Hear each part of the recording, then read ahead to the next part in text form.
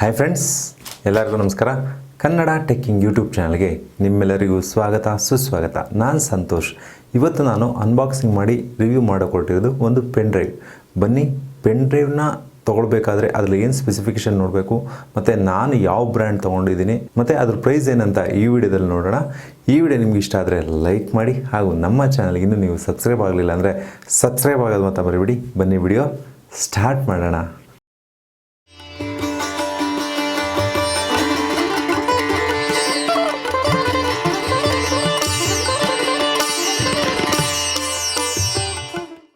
Friends, ಇವಾಗ ನಾವು ಏನಾದರೂ ಡೇಟಾನ ಟೆಂಪ್ರವರಿ ಸ್ಟೋರ್ ಮಾಡಬೇಕು ಅಥವಾ ಡೇಟಾನ ಒಂದು ಕಡೆಯಿಂದ ಇನ್ನೊಂದು ಕಡೆ ಕ್ಯಾರಿ ಮಾಡಬೇಕು ಅಂತಂದರೆ ನಮಗೆ ಅವಶ್ಯಕತೆ ಇರೋದು ಪೆನ್ ಡ್ರೈವ್. ಈ ಪೆನ್ ಡ್ರೈವ್ ತೊಗೋಬೇಕಾದಾಗ ಸುಮ್ಮನೆ ನಾವು ಅಂಗಡಿಗೆ ಹೋಗ್ತೀವಿ, ಒಂದು ಪೆನ್ ಡ್ರೈವ್ ಕೊಡಿ ಅಂತ ಕೇಳ್ತೀವಿ, ಅಥವಾ ಆನ್ಲೈನಲ್ಲಿ ಪೆನ್ ಡ್ರೈವ್ ಯಾವುದೋ ಒಂದು ರೇಟಿಂಗ್ಸ್ ಯಾವುದಿರುತ್ತೆ, ಜಾಸ್ತಿ ರೇಟಿಂಗ್ಸ್ ಯಾವುದಿರುತ್ತೆ ಅದನ್ನು ಬುಕ್ ಮಾಡ್ತೀವಿ. ಅದನ್ನು ಬೈ ಮಾಡೋಕ್ಕಿಂತ ಮುಂಚೆ ನಮಗೆ ಪೆನ್ ಡ್ರೈವ್ನ ಚೂಸ್ ಮಾಡೋದು ಹೇಗೆ ಮತ್ತು ಅದರ ಸ್ಪೆಸಿಫಿಕೇಷನ್ ಹೇಗೆ ನೋಡೋದು ಅಂತ ಗೊತ್ತಿರಬೇಕು. ಅದನ್ನು ನಾನು ಈಗ ತಿಳಿಸ್ಕೊಡ್ತೀನಿ, ಆಮೇಲೆ ನಾನು ಅನ್ಬಾಕ್ಸ್ ಮಾಡ್ತೀನಿ. ಫಸ್ಟ್ ನಾವು ಪೆನ್ ಡ್ರೈವ್ನ ಚೂಸ್ ಮಾಡಬೇಕಾದಾಗ ಏನಪ್ಪ ಅಂತಂದರೆ ಸ್ಟೋರೇಜ್, ಎಷ್ಟು ಸ್ಟೋರೇಜ್ ಪೆನ್ ಡ್ರೈವ್ನ ನಾವು ಪರ್ಚೇಸ್ ಮಾಡಬೇಕು ಅನ್ನೋದನ್ನ ನೋಡಬೇಕು. ನಮಗೆ ಈಗ 16 GB ಬರುತ್ತೆ, 32 GB ಬರುತ್ತೆ, 64 GB, 128 GB, 512 GB, ಈ ಥರ ತುಂಬ ವೆರೈಟಿಯಾಗಿ ತುಂಬ ಡಿಫ್ರೆಂಟು ಒಂದು ಸೈಜಲ್ಲಿ, ಅದರದ್ದು ಮೆಮೊರಿ ಸೈಜಲ್ಲಿ ಪೆನ್ ಡ್ರೈವ್ ಬರುತ್ತೆ. ಈ ಒಂದು ಕಾನ್ಫಿಗರೇಷನ್ ನಾವು ಅಬ್ಸರ್ವ್ ಮಾಡಬೇಕು. ಎರಡನೇದು ಬಂದ್ಬಿಟ್ಟು ಪೆನ್ ಡ್ರೈವ್ ಸ್ಟ್ಯಾಂಡರ್ಡ್ಸ್. ಅಂದರೆ ಪೆನ್ ಡ್ರೈವಲ್ಲಿ USB 2.0, 3.0, 3.1, 3.2 ಅಂತ ಬರುತ್ತೆ.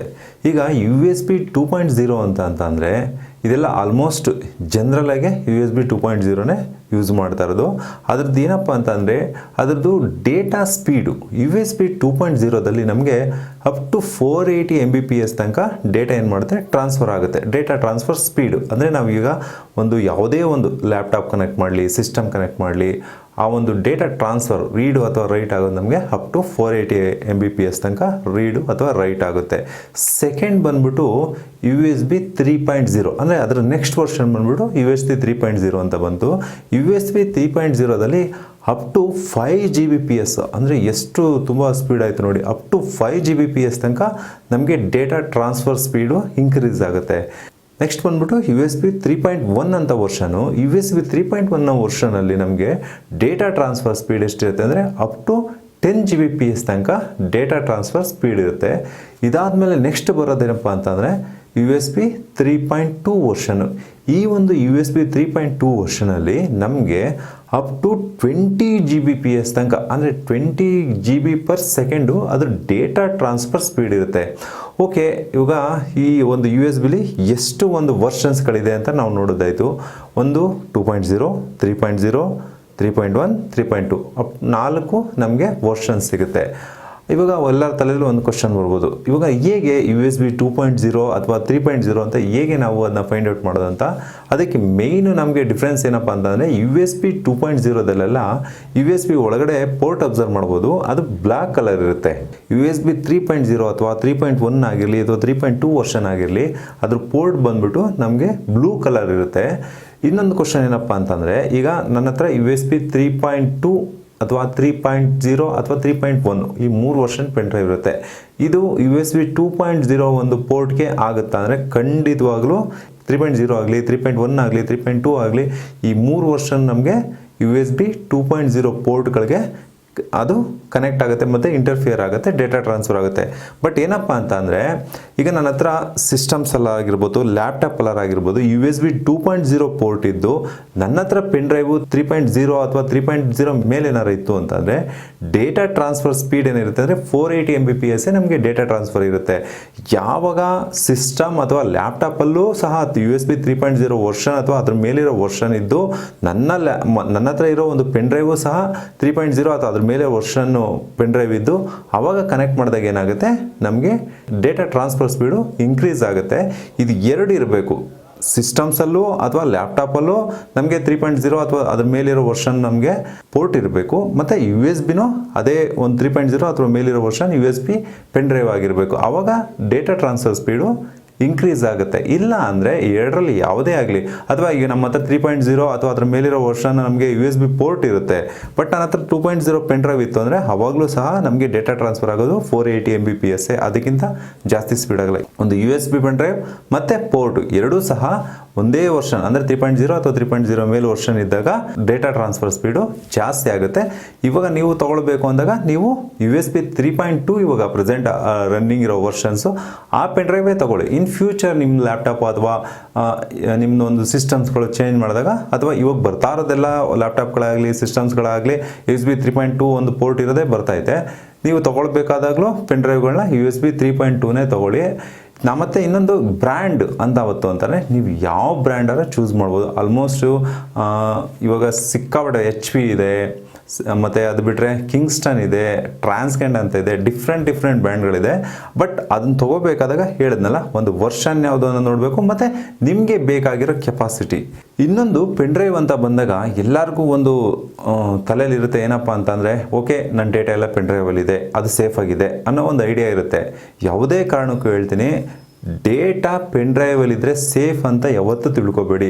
ಪೆನ್ ಡ್ರೈವ್ ಇರಲಿ, ಎಕ್ಸ್ಟರ್ನಲ್ ಹಾರ್ಡ್ ಡಿಸ್ಕ್ ಇರಲಿ, ಸಿಸ್ಟಮಲ್ಲಿರಲಿ, ಯಾವತ್ತೂ ಡೇಟಾ ಯಾವಾಗಲೂ ಸೇಫ್ ಅಲ್ಲ. ಅದು ಟೆಂಪ್ರವರಿ ಅಷ್ಟೇ. ಬಟ್ ನಮ್ಗೆ ಏನಾದರೂ ಡೇಟಾ ಏನಾದರೂ ಸೇವ್ ಮಾಡಬೇಕಂದ್ರೆ ನಮ್ದು ಯಾವ್ದಾದ್ರು ಇಂಪಾರ್ಟೆಂಟ್ ಡಾಕ್ಯುಮೆಂಟ್ ಇರುತ್ತೋ ಅಥವಾ ಇಂಪಾರ್ಟೆಂಟ್ ಫೋಟೋಗಳಿರುತ್ತೋ ಅದನ್ನೆಲ್ಲ ಏನು ಮಾಡಬೇಕು ಅಂತಂದರೆ ಗೂಗಲ್ ಡ್ರೈವಲ್ಲೋ ಅಪ್ಲೋಡ್ ಮಾಡಿ ಬಿಟ್ಬಿಡ್ಬೇಕು. ಅಲ್ಲಿ ನಮಗೆ ಡೇಟಾ ಸೇಫ್ ಆಗಿರುತ್ತೆ. ಬಟ್ ಯಾವುದೇ ಒಂದು ಎಲೆಕ್ಟ್ರಾನಿಕ್ಸ್ ಡಿವೈಸ್, ಸ್ಟೋರಿಂಗ್ ಡಿವೈಸಸ್ಗಳಲ್ಲಿ ನಮ್ಮದು ಡೇಟಾ ಪರ್ಮನೆಂಟ್ ಆಗಿರುತ್ತೆ ಅಂತ ನಾವು ಯಾವತ್ತೂ ಬಿಲೀವ್ ಮಾಡಬಾರ್ದು. ಅಥವಾ 2 ಕಾಪಿ 3 ಕಾಪಿ ಇಂಪಾರ್ಟೆಂಟ್ ಇರೋ ಡಾಕ್ಯುಮೆಂಟ್ಸ್ ಆಗಲಿ, ಇಂಪಾರ್ಟೆಂಟ್ ಆಗಿರೋ ಒಂದು ಪಿಕ್ಗಳಾಗಲಿ ಆ ಥರ ಒಂದು ಕಾಪಿ ಮಾಡಿ ಇಡಬೇಕಾಗುತ್ತೆ. ಬಟ್ ಪೆನ್ ಡ್ರೈವಲ್ಲಿ ಯಾವತ್ತೂ ಪರ್ಮನೆಂಟ್ ಅದು ಸ್ಟೋರೇಜ್ ಡಿವೈಸ್ ಅಲ್ಲ, ಓನ್ಲಿ ಟೆಂಪ್ರವರಿ ಸ್ಟೋರೇಜ್ ಡಿವೈಸ್ ಅಷ್ಟೇ. ಬನ್ನಿ ಇವತ್ತು ನಾನು ತಗೊಂಡಿರೋ ಪೆನ್ ಡ್ರೈವನ್ನ ಅನ್ಬಾಕ್ಸ್ ಮಾಡ್ತೀನಿ. ಇದನ್ನು ನಾನು ಅಮೆಝಾನಿಂದ ಪರ್ಚೇಸ್ ಮಾಡಿದೆ.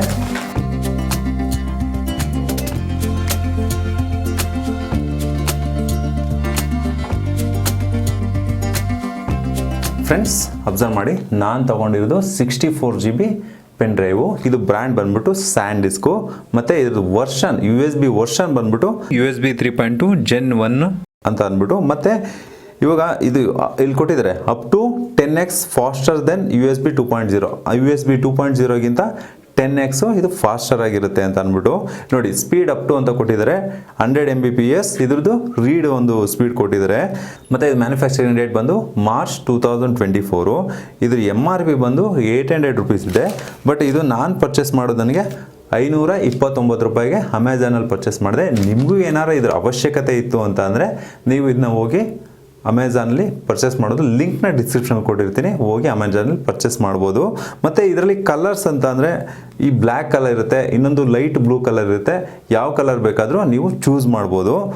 ಇದು ಬಂದ್ಬಿಟ್ಟು ಒಂದು ಪ್ಲಾಸ್ಟಿಕ್ ಬಾಡಿ ಇರುತ್ತೆ. ಇದರಲ್ಲಿ ಬೇರೆ ಒಂದು ಮಾಡೆಲ್ಗೆ ಹೋಯ್ತು ಅಂದರೆ ಮೆಟಲ್ ಬಾಡಿಗಳು ಬರುತ್ತೆ, ಬೇರೆ ಬ್ರ್ಯಾಂಡ್ಗಳಿಗೆ ಹೋಯ್ತು ಅಂದರೆ ನಿಮಗೆ ಪ್ಲಾಸ್ಟಿಕ್ಕು ಮೆಟಲ್ ಎರಡು ಬರುತ್ತೆ. ನೀವು ಯಾವುದು ನಿಮಗೆ ಇಷ್ಟ ಬರುತ್ತೆ ಅದನ್ನು ಚೂಸ್ ಮಾಡ್ಬೋದು. ಮತ್ತು ಸ್ಟೈಲಿಶ್ ಡಿಸೈನು ನಿಮ್ಗೆ ಯಾವ ಡಿಸೈನ್ ಬೇಕು ಅದನ್ನು ಚೂಸ್ ಮಾಡೋದು. ಮೇಯ್ನ್ ನಮಗೆ ನಾವು ಪರ್ಚೇಸ್ ಮಾಡಬೇಕಾದ್ರೆ ನೋಡಬೇಕಾಗಿರೋ 2 ವಿಷಯ ಮೇಯ್ನ್ ಏನಪ್ಪ ಅಂತಂದರೆ, ಒಂದು ನಮಗೆ ಎಷ್ಟು ಕೆಪಾಸಿಟಿ, ಸ್ಟೋರೇಜ್ ಕೆಪಾಸಿಟಿ ಇರೋದು ಪೆನ್ ಡ್ರೈವ್ ಪರ್ಚೇಸ್ ಮಾಡಬೇಕು. ಎರಡನೇದು ಯಾವ ವರ್ಷನ್ ನಾವು ಪರ್ಚೇಸ್ ಮಾಡಬೇಕು. ಯಾವ ವರ್ಷನ್ ಅಂದರೆ ಅಡ್ವಾನ್ಸ್ ಯಾವುದು ವರ್ಷನ್ ಇದೆ ಅದೇ ಪರ್ಚೇಸ್ ಮಾಡಿ, ಅದು ಎಲ್ಲದಕ್ಕೂ ಸಪೋರ್ಟ್ ಆಗುತ್ತೆ. ಬನ್ನಿ ಇದನ್ನ ಓಪನ್ ಮಾಡೋಣ.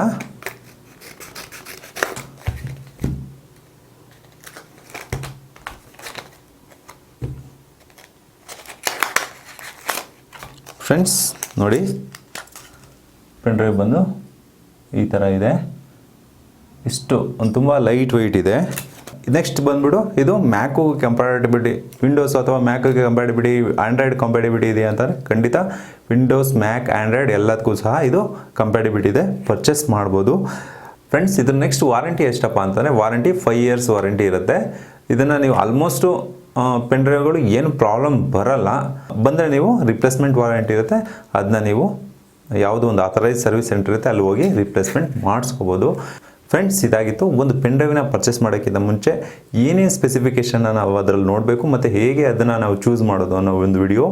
ಈ ವಿಡಿಯೋ ನಿಮ್ಗೆ ಇಷ್ಟ ಆದರೆ ಲೈಕ್ ಮಾಡಿ, ಹಾಗೂ ನಮ್ಮ ಚಾನಲ್ಗೆ ಇನ್ನೂ ನೀವು ಸಬ್ಸ್ಕ್ರೈಬ್ ಆಗಲಿಲ್ಲ ಅಂದರೆ ಸಬ್ಸ್ಕ್ರೈಬ್ ಆಗೋದು ಮಾತ್ರ ಮರಿಬೇಡಿ. ಈ ವಿಡಿಯೋನ ಇಲ್ಲಿಗೆ ಎಂಡ್ ಮಾಡ್ತೀನಿ. ಎಲ್ಲರಿಗೂ ಧನ್ಯವಾದಗಳು.